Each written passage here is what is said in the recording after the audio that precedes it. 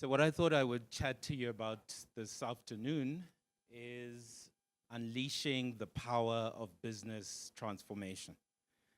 I'm hoping that as leaders, you will feel inspired towards sustainable, exponential growth in the midst of a shifting environment. Change is the only constant in life. One's ability to adapt to those changes will determine success in life. That's true of life, but the same is true of business. Over the last 5 years, we have seen some phenomenal shifts in the global and local environment. Many of these you'll be very familiar with. One of them is the resource constraints and a changing energy landscape. You also have climate change and the transition to a low carbon economy. We've seen digital transformation and automation acceleration. We've also seen demographic shifts and the changing consumer behavior. And during the COVID period, healthcare became such a priority, healthcare resilience, public health as a strategic concern. And then we've seen the regulatory convergence, the ESG reporting demands. And the final one that I mentioned is the geopolitical realignments and the global trade dynamics. Amidst all of this, the question is, how can our businesses not have changed? How can they not have transformed? We often hear the words transformational or transformative in the context of business. Sometimes it's in connection with things that are so significant that they're once-in-a-generation type accomplishments. And then other times, it's just in reference to things that are completely irrelevant. So the question is, what then is true business transformation? Nature gives us a very good picture of what true transformation looks like. Now, what I'd like you to look at is something very simple. This is a life cycle that many of us are familiar with. The transformation of a caterpillar into a butterfly. If you were explaining this to your 6-year-old, a caterpillar will say, I crawl, I eat leaves, I make a chrysalis. A butterfly says, I fly, I drink nectar, I lay eggs. Both of those are in reference to the butterfly life cycle. Both of them hatch. But you see what true transformation is. It's mesmerizing. It's remarkable. It's incredible. The before looks so different from the after in almost every single way. So, why should we as leaders take long-term business transformation seriously? Firstly, there's the environmental urgency. So our actions today will determine the quality of life for future generations. There is also societal expectations. We're finding more and more that stakeholders are demanding responsible and sustainable business practices. There's competitive advantage, which is a huge positive. So we're able to access new markets, we're able to foster innovation, and we're able to attract customers who are ethically conscious when we transform correctly. And then the right sort of transformation also builds resilience and adaptability. We're future-proofing our organizations. We're helping the organizations to be able to better adapt to changing regulations, market shifts, and societal expectations. And then, of course, it's the right thing to do. So we have a responsibility to ensure that our actions generate positive social, environmental, and economic impacts. But I would say that there is one other reason, and possibly the biggest reason, and it's these people. I love the African proverb that we do not inherit the earth from our ancestors, we borrow it from our children. If you inherit something, chances are the people that bequeathed it to you are gone. So it's your responsibility to decide what you will and will not do with it. However, when you borrow something, you have an obligation to return it in the same condition or in a better condition than that which you received it. So that is the responsibility that is placed on us as leaders. And the question we should be asking ourselves is, are we caretaking businesses that are built to last, or are we presiding over businesses that will shortly be extinct? If we do want real business transformation, where do we start? The starting point is to understand, who are you? What is your purpose? What is your ikigai? Now, ikigai is a concept, a Japanese concept.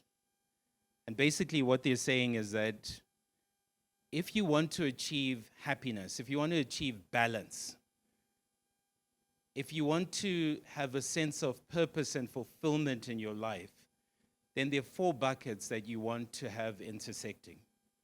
The first one is, are you doing something that you love? Secondly, are you doing something that you're good at? Thirdly, is the thing that you're doing something that someone is willing to pay for? And finally, are you doing something that the world needs? This process calls for deep introspection. It calls for vulnerability. You must be willing to face the truth, no matter how ugly that truth is. It's also important for us to understand that what you do is not necessarily who you are. And somewhere at the intersection of what you love, what you're good at, what you can be paid for, and what the world needs, somewhere in that is your purpose. And somewhere in that messiness lies the sweet spot. Your reason for being, your why. Now, as leaders, our whys may be very different. So if you were to put a big, hairy, audacious goal for yourself as your why, what would it be? Some say it's about market disruption. So they want to be the ones who are creating groundbreaking innovations in their space. For others, it's about global expansion. So you want to be a dominant player on the global scene because scale matters. For others, it's about being at the forefront of digital transformation. For others, they want to be those who attract the best and the brightest minds. And still others, it's about sustainability and being champions, setting the highest standards for their respective industries. And then there are those who just want to be the undisputed leader in their space. And for yet others, it's a social impact leader. So they want to make a significant positive difference to society. But there's another group. And the other group may be chasing customer-centric excellence. You want to consistently exceed your customers' expectations by delivering exceptional value. Whatever your why is as a leader, absolutely go for it. Because what is the worst case scenario? Shoot for the moon, and if you miss, you'll land amongst the stars. I want to spend some time just sharing our journey, our transformation journey as TSL. You may take whatever you want from it. This is our experience. Your experience may be very different. But hopefully somewhere in there is something that you may find useful. The 2 most important days in a person's life are the day you are born and the day you find out why.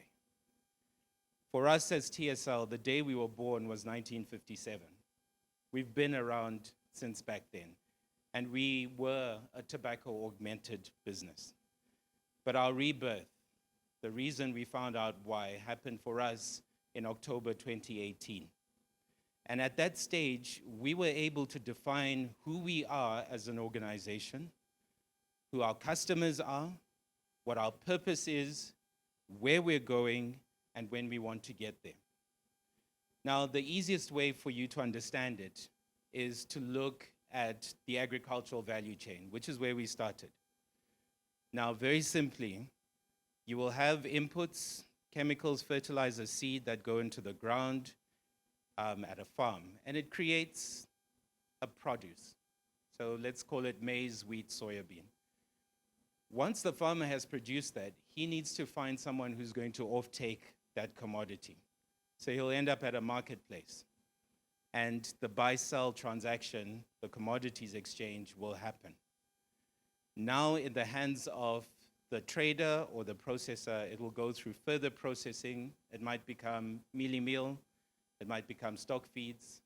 It will go through some distribution channel, and eventually it will end up with us as consumers, whether local or global.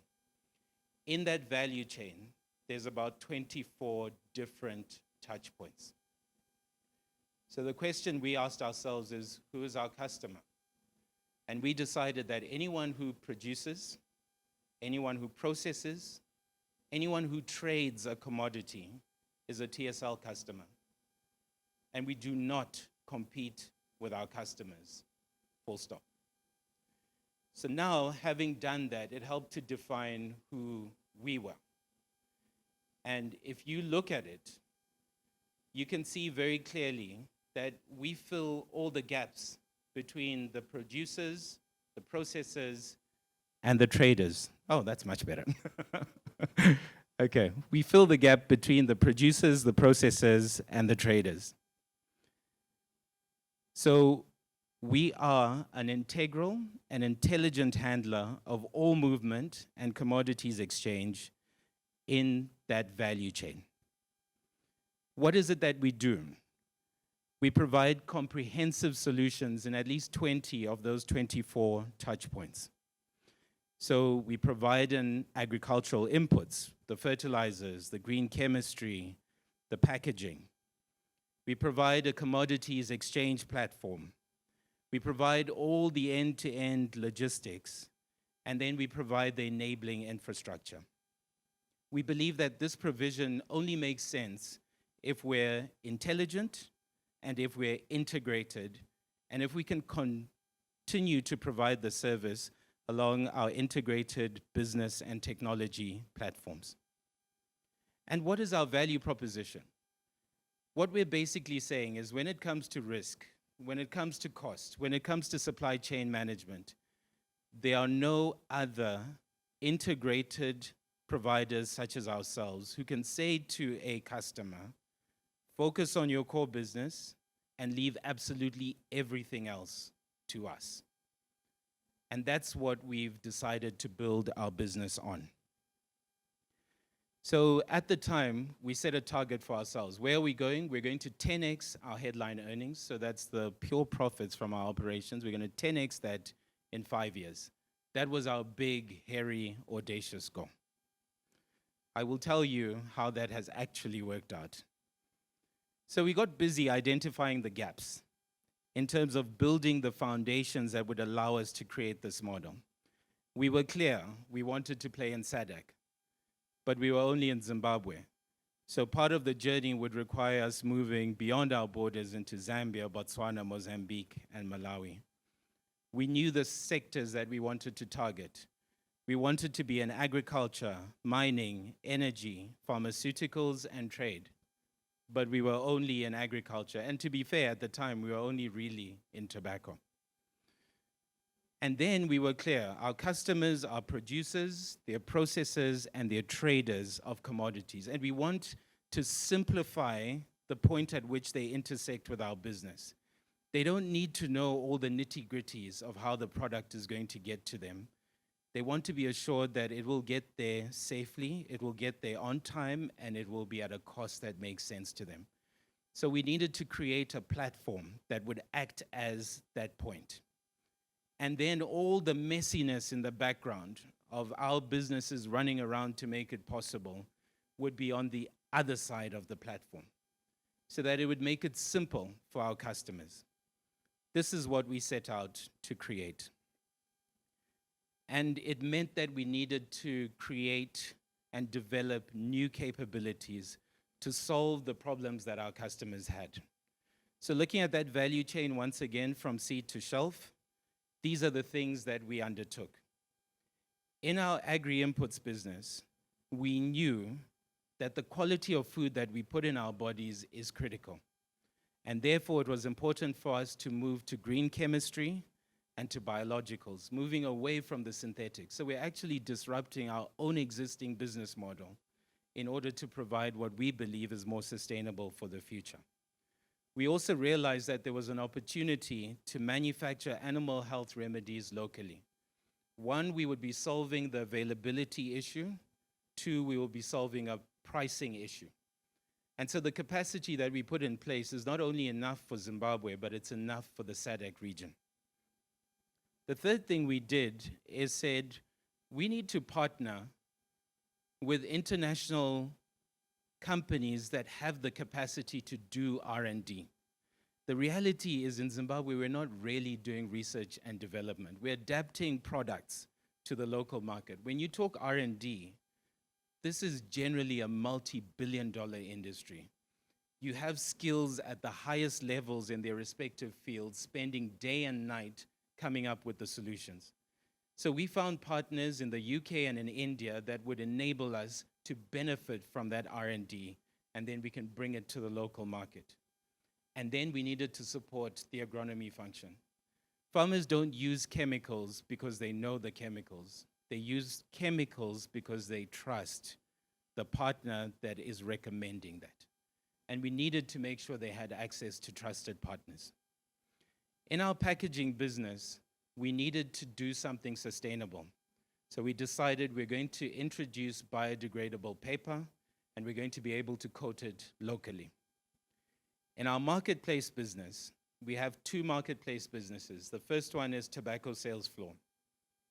This was a business traditionally centralized in Harare, but we decided that it was important to decentralize the business, and we've done that in Mvurwi, in Karoe, in Marondera, and we will continue to expand as the demand increases.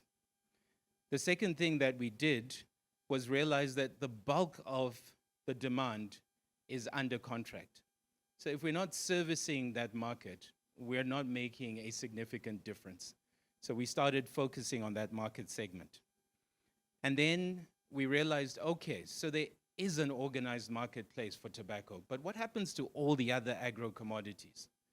And in that, we realized we needed to partner with FinSec, partner with CBZ, and partner with the government of Zimbabwe to introduce a commodities exchange, which is called the Zimbabwe Mercantile Exchange. That exchange is licensed to trade 51 other agro-commodities. So your grains, your cereals, your pulses, legumes, horticulture, livestock. Then in our logistics business, we realized that as a net importer and a potential significant exporter of commodities, we needed to become the largest player in the inland port space. And so that's what we've been converting our back logistics business to. And then we needed to partner. So we partnered with DP World, who are a multi-billion-dollar global entity, who are running the port in Maputo, and we're running the inland ports. And together, we've been able to resuscitate rail along that Harare-Maputo route and along the Beira-Harare route, and being able to send product further north into Zambia and the DRC.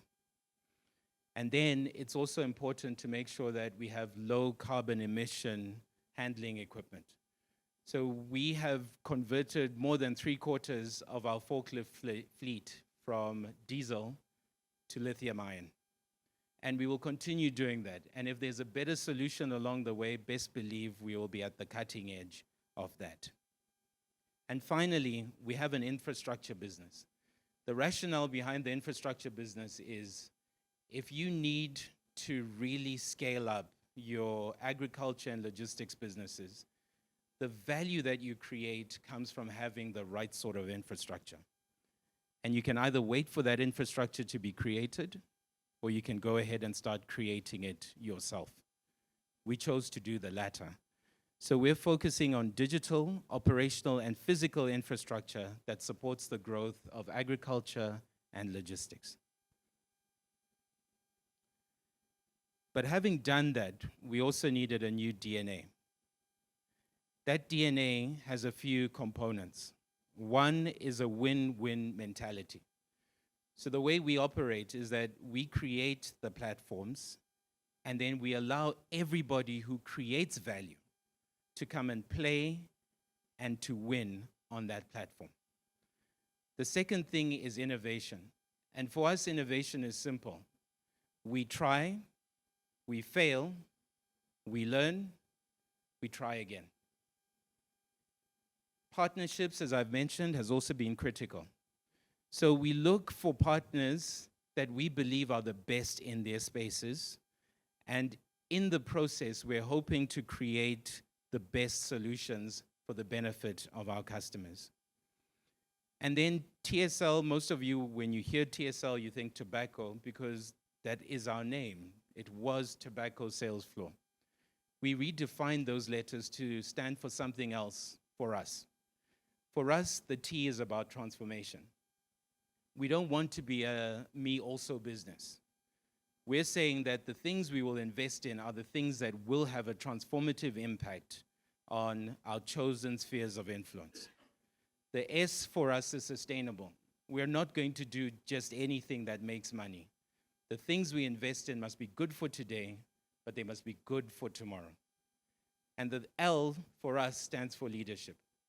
Very often, there's a whole bunch of us who are seeing a problem from so many different angles, but no one has actually stood up to say, hang on, let's tackle it together. And so where there are opportunities for TSL to come in and provide that leadership, those are the opportunities we're looking for. And data-driven decisions cannot be overemphasized. So what we've realized is we have to leverage our people, our processes, and our technology so that we create the right sort of solutions. Our desire is to delight our customers. And it required that we come up with a new culture. And our new culture can be summarized in one phrase. The One TSL culture, we believe we can make things better. So what's kept us going? Because it hasn't been an easy journey.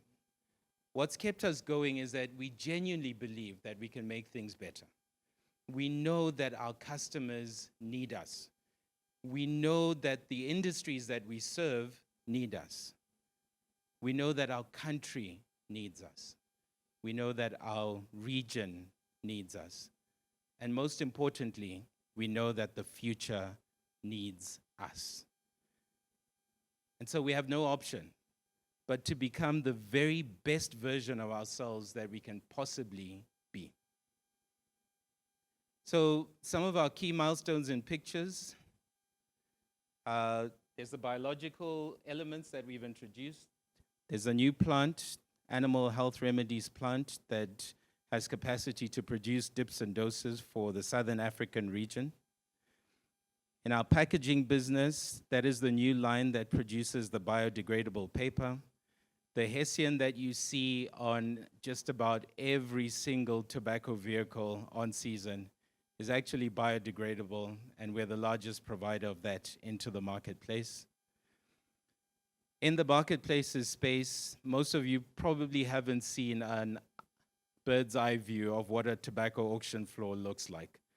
This floor with thousands of bales on it is the Mvuri floor that we put up a couple of years ago.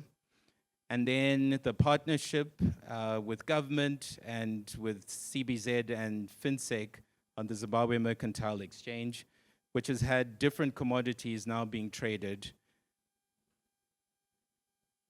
And then in the logistics space, inland port operations. So all the containers that you see coming in, a large majority of those will end up at one of our inland ports. And we consequently invest in the right sort of equipment that makes the handling efficient.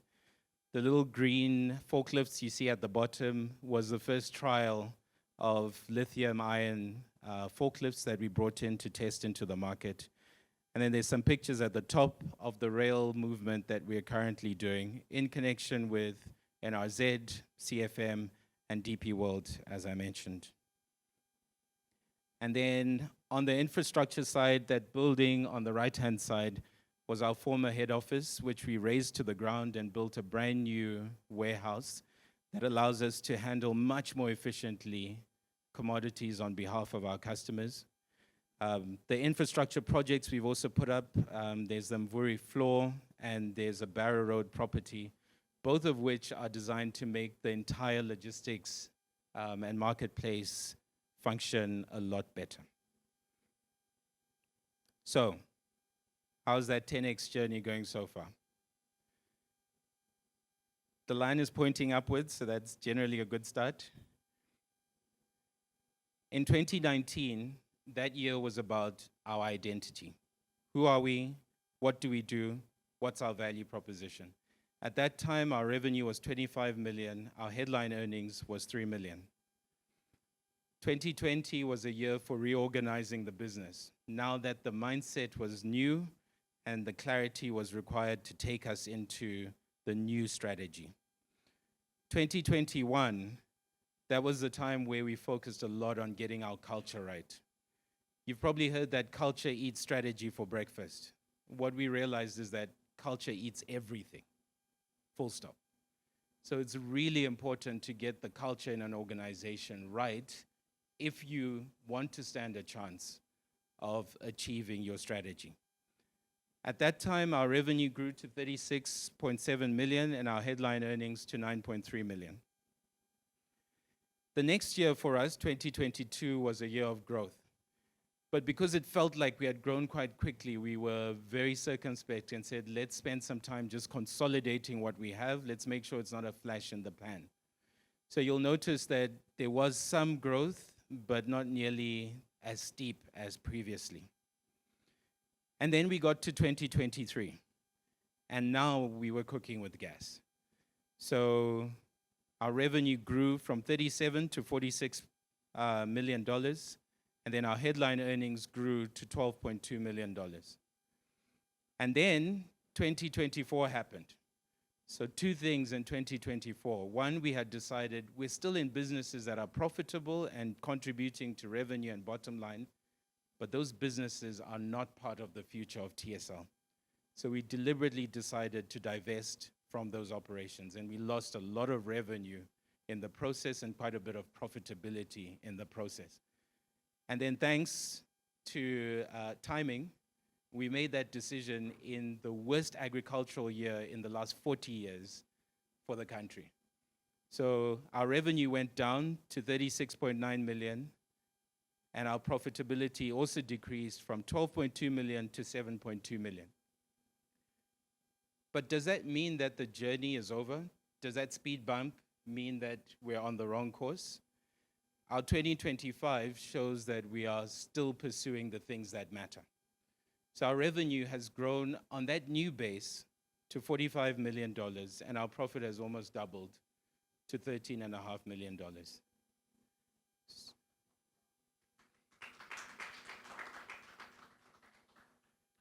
Thank you. So we are currently at 4.5x. Now, 2023 should have been the 5-year period, right? So we missed it. But our board sat down and said, hang on, we love the journey that you're on. So let's not do 10x in 5 years. Let's spread it to 10x in 10 years. So we set a new target, which is let's get to that 10x by 2028. And I believe with the journey that we've embarked on, we will smash that record. What it takes is discipline. You have to have disciplined people, including your leadership structure. You need to have disciplined thinking. And that disciplined thinking is managing for the long term. And then you need disciplined action. So if you say you're going to do something, do it. What are our key learnings from our journey that I would like to share with you. There are 10 of them. And this is what we think. So take it with a pinch of salt. This is what we think that leaders need to do if they want to focus on exponential and sustained growth. The first one is develop a clear vision and a compelling strategy. That vision must be clear. You must be able to see it in your mind's eye. Your strategy must be well defined because that's the only way that you're going to be able to guide the transformation efforts. And you mustn't be afraid to set ambitious goals, to identify new growth opportunities, and to outline the steps that you need to take to get there. The second one is you have to ingrain a culture of innovation and adaptability. It's something that you must foster. You must nurture that culture in your organization. You must encourage creativity. You must support experimentation. You must embrace new ideas and technologies. We got to a stage where we said we encourage people to fail because it means that they have tried something that is different. And the worst is you win or you learn. And in all cases, we're learning. The third one is prioritize digital transformation.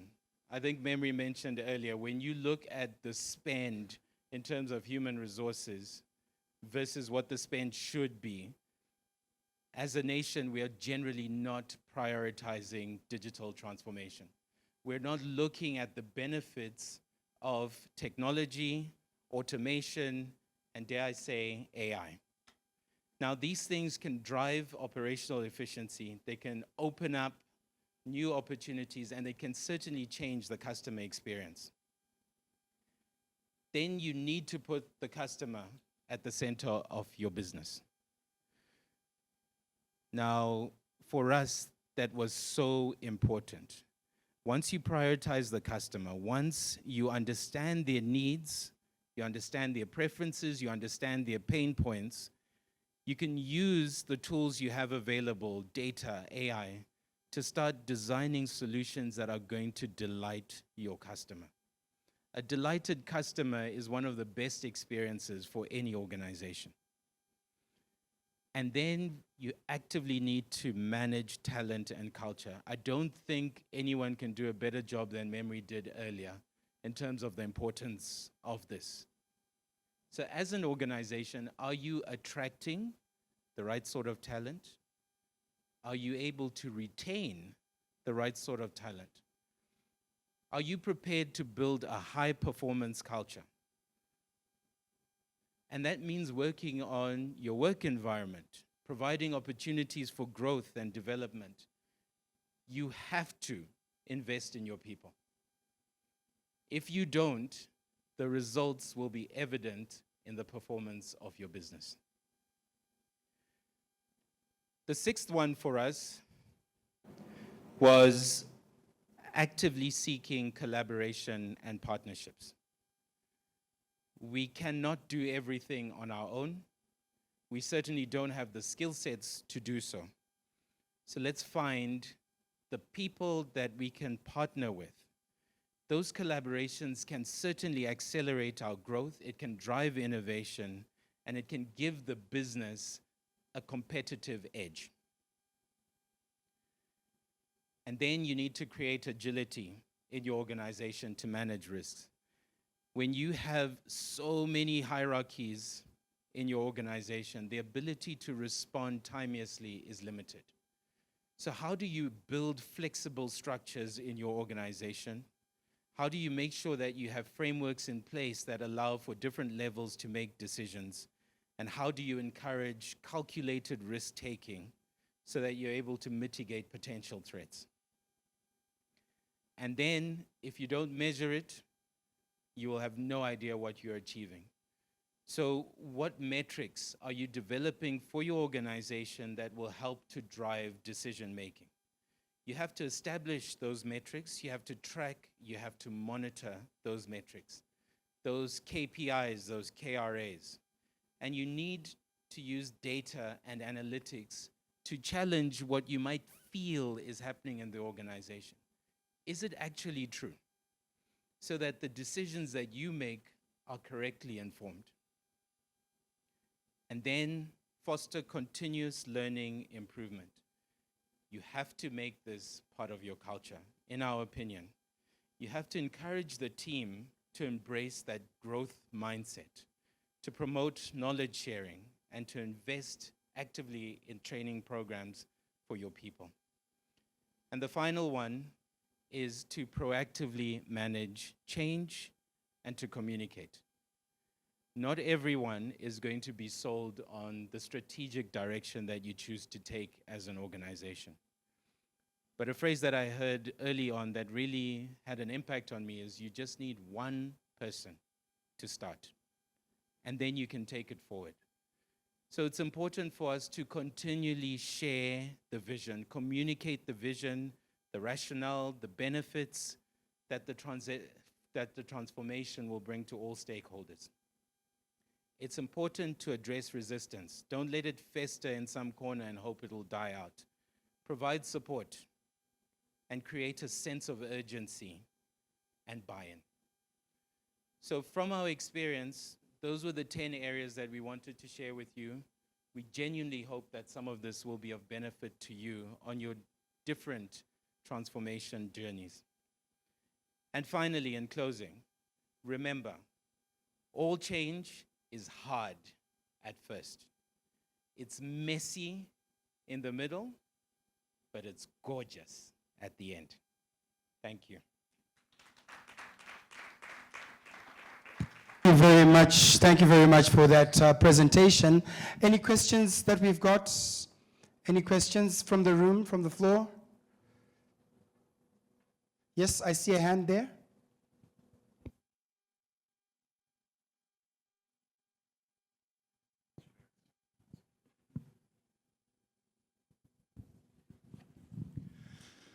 Thank you very much. My name is Stephen Ngwe. I'm the CZI president for Matabeleland Chamber. Thank you very much for that invaluable presentation. What I wanted to find out from you, can you also attribute your growth to your diversification? Because I can see that your core business is into tobacco, but you've then diversified into inland ports. Can you attribute that to your growth, to the diversification that you've done? Thank you. Thanks, Stephen. I think in a simple word, yes. I don't think it makes sense for any business to go too hard into one direction. I think our country and the environment and the globe has shown us that resilience is created by a measure of diversification. So we looked at the tobacco industry where we were, and we said, but these capabilities that we've developed, is it limited to just tobacco? And the answer is no. Those capabilities will span across every other commodity, just about. But is it limited to agriculture? And the answer is no. Those capabilities are required for the other sectors as well. And should it be limited to just Zimbabwe? And the answer is no, because the needs are also beyond our borders. So I think that that diversification is a really important part of the thinking, and it has been responsible in part to part of our growth.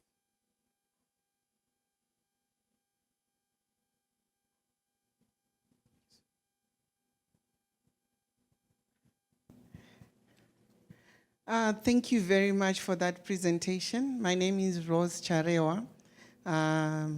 I'm the CEO for SEDEX Investments. It's a small company, just like most of us here, we're entrepreneurs. As you were making your presentation, I was thinking, how do I capture that and make it a reality into my very small organization? And also the other question that came to mind is, what sort of investment do they put into this? And in terms of the success of the project, how much investment did you have to, or can we attribute this success to lots of investment, or was it innovativeness? And it's also very refreshing to note that you took what we've been learning the whole morning and put it into reality. And for us, it has been a 360 degrees kind of exposure. And we thank CZI for this kind of exposure. This is what we need as entrepreneurs. So thank you. I have a lot of questions, but for now, I'll leave it there. Thank you. Rose, thank you very much. And I fully agree with you. I think certainly to Much and Sekai, it's a big thank you from all of us for creating this cross-pollination. So I think, Rose, you echo sentiments of everyone who is present. So yes, you need to invest.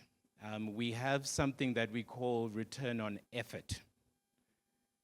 So what we realized along the way is that sometimes it's not money that makes the difference. Yes, you do need finances to make some of the big moves, but in general, you need the right sort of effort. There have been projects that we have started. If I tell you the kind of money that we put in, it's something that an individual could have done. But it has required a collaborative mindset. It's required sitting across the table with others. And when we've approached financiers in some cases, they've said to us, you know what, we have the liquidity, we just don't have ideas. And we don't have somebody credible on the other side who's able to implement and execute and return the value to us. So for some of our property projects, we financed 80% of it. We've had other financiers come in for 20%. Some of our projects, we haven't even put any money into it. We've just had the leadership role and then got the different components to work. So I would say when you start your journey, they say the way to eat an elephant is one bite at a time. This is a nice to know that it's possible. And I think there'll be probably things you can take away. But for your own business, start at the beginning. And the beginning is, who are you? What value are you bringing to the party? Once you start there and you define who your customer is, that journey will start opening up. And then the beauty of being a part of an organization like CZI is that everyone's a phone call away. So when you get stuck, it's, hi, can we have a coffee? I'd like to discuss XYZ. I think that sort of approach will all get to where we intend to be. And the fact that you're starting small is great. You're starting. Everyone started at some stage. So these stories that you see, and one day there'll be billion-dollar stories, but they didn't start as billion-dollar entities. So just keep at it.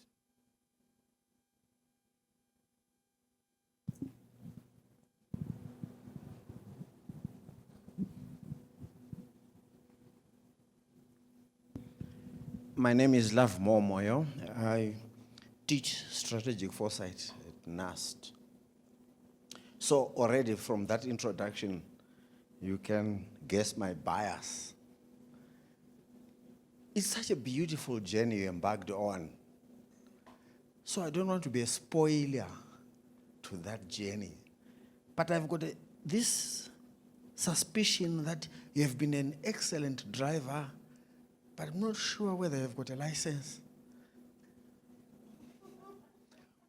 Why am I saying so? One thing I've noted is that the future is unknown. Nobody knows what will happen, because there are no facts about the future. Yeah. If you started in 2021, you said, and around 2024, you had to change direction somehow. This is where I am biased that every successful organization needs to embed strategic foresight to sense what might happen. Where is an enemy whom you can't see now? Where is he hiding? And what can you do to us? if you look at the history of Kodak, remember the cameras, they always knew that to take a photography is a paper-based activity. Tell them, no. It is actually a digital, it's going digital. They refused. They said, no, we have been doing this for some time. But of course, they went bust because of that. My question is, do you think it's wise to continue without foresight? Or are you doing something about it? Lovemore, that's a lovely question. So probably answer your question in two parts. The first part is you're 100% correct. No one has a license because no one has a crystal ball, but you're driving. So what we try to do as an organization is to say, how much further can we see ahead of us? And sometimes it looks like this route is good, but it takes us to the second part, which is when you realize that the route is not correct, do you have the courage to change direction? And I think that is a necessary part. We spend as a leadership team trying to paint scenarios of what the future could look like. And it's probably a lot of time spent that is very valuable. But in hindsight, you probably waste 95% of that time because most of those realities never come to fruition. But it doesn't take away the value of seeing what the potential headwinds and what the potential tailwinds are going to be. But we've also realized that there needs to be a level of humility. And that level of humility says we don't know what we don't know. If things change, if circumstances present themselves that no one could have foreseen, we didn't see COVID coming, but it created huge opportunities for us to decentralize, and it changed it shifted our thinking almost immediately. So I think it needs to be balanced. Yes, we will drive as hard as we can with as much vision as we can, but we're also prepared to change course as soon as it becomes evident that the route we're on is possibly not the best route to be on.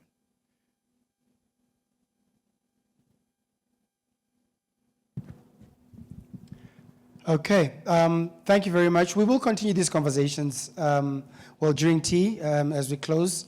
The one lady, she was walking out and I said, what's going on? She said, school run, gotta go pick up the kids. So I know some of us, of course, end of day, we do have school run and so on, and definitely beating the traffic as well. So a big round of applause, ladies and gentlemen, to Derek for that presentation. So we would like to stay within the framework of the time that we said would finish so that we could, get home early and so on. But before we do that, allow me to bring Sekai to come and just close today's session, day number 2. A big round of applause to Sekai, everybody. Thank you very much. Thank you, Maimba. I would really just like to thank all of you for staying the whole day. We really, really appreciate it because it makes all this effort and all the investment worthwhile. Without your active participation throughout the day, it wouldn't be worth anybody's while. So thank you so much. Tomorrow we have AI for business, and we will have more sessions on use cases on AI and Digitech for business. You will see, we really appreciate the companies that have shared their case studies. They've been very generous with their experience, very generous to share and spread knowledge, and also spread the competitiveness that they are achieving so that we have more success stories in the economy. So may we give them another round of applause. That is absolutely, absolutely special and very, very generous, I would say. And I think we've had 4 phenomenal stories now. If you've been following CZI conferences, we had the Delta Beverages integrated value chain business model about 2 years ago from Mats Valela. We had the DripTech business model. If you've been following us and these conferences, you've been picking up some of the success factors from the key companies in the economy. Now we've had BICC Kafka, we've had TSL, and more is going to continue to come. So thank you very much. I just really wanted to thank everyone. I'm absolutely humbled that you managed to stay the whole day. Thank you. See you tomorrow.